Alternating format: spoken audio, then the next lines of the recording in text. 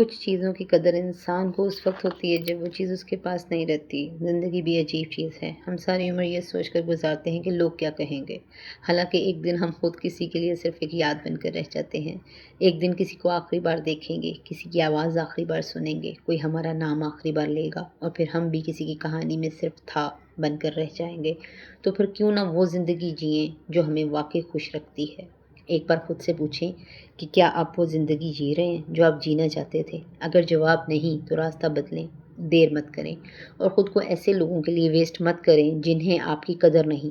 Need کے وقت وہ لوگ آپ کو یاد کرتے ہیں۔ کچھ لوگ ہماری زندگی میں محبت بن کر نہیں بلکہ لیسن بن کر آتے ہیں۔